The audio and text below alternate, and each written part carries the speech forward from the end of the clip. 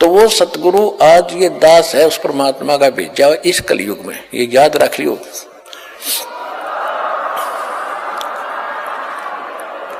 ये दास इसलिए बार बार रिवाइज कर रहा है कि अपनी महिमा हमने आप बतानी पड़ी। परमात्मा खुद आए थे, हम ही अलख अला हैं कुतुब गोस और पीर, गरीबदास खालिक दनी हवरा नाम कबीर।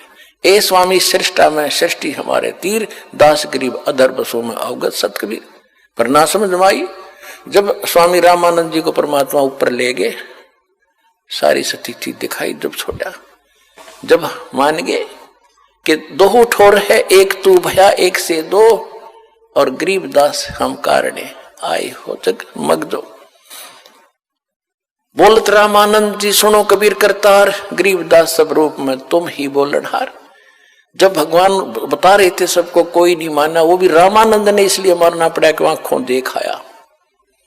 तो पुण्यात्माओं, यहां भगवान ने अपनी महिमा बतानी पड़ी, इस दास ने भी अपना बतानी पड़ी कि मैं उस कबीर का दास हूं जो सारी सृष्टि का मालिक है, और वो ज्ञान और सतगुरु आज ये दास ही है।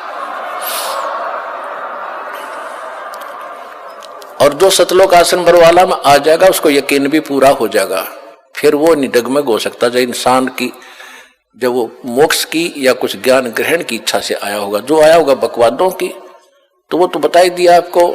कहते हैं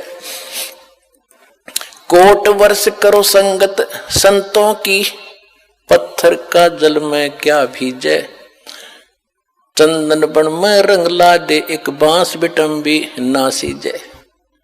कहते हैं जैसे पत्थर को तो 20 फुट जल में डाल दो, 2 टुकड़े, और बाहर निकालो 10 वर्ष बाद चाहे 6 घंटे बाद, और फिर उसको एक दूसरे से लगा दो, उसमें जो के तो गुण है, गुणों में परिवर्तन नहीं हुआ, चिंगारियां निकल रही है उससे। और इसी प्रकार चंदन का जो पेड़ वृक्ष होता है, आसपास के सभी नीम को, जंडी को, पीपल को, जितने भी पेड़ होते हैं अपनी महक छोड़ छोड़ कर चंदन जैसी महक वाला बना देता है, बहुमूल्य बना देता है। लेकिन एक बांस होता है, बांस जिसकी लाठी बने मच्छरदानी बने, इसका असर नहीं होता, चाहे उस चंदन के वृक्ष के साथ में उग जा, उसमें वो ग्रहण करने का गुण ही नहीं है। तो जो यहां आएंगे कुछ जिज्ञासा लेकर के, मोक्ष आधार मान करके, उनका तो लाभ होगा ही होगा। उनको तो समझ में आ ही जाएगा कि विश्व में आज कोई गुरु नहीं है, इस दास के अतिरिक्त सतगुरु भी नहीं है।